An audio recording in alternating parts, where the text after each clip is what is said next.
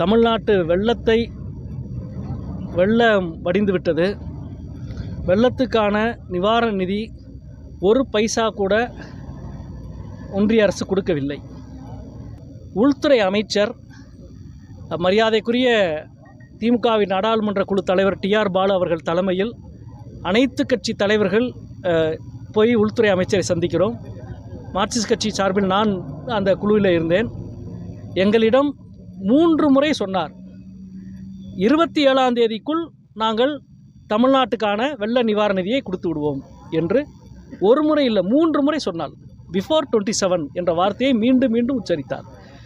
நாங்கள் 27ஆம் தேதிக்குள் நிதியை கொடுப்போம் அப்படின்னு சொன்னாங்க. சொல்லிவிட்டு இப்போ வரைக்கும் பேசாமல் இருக்கிறாங்க. எந்த வாயும் திறக்கலை. சொன்னது உள்துறை அமைச்சர்.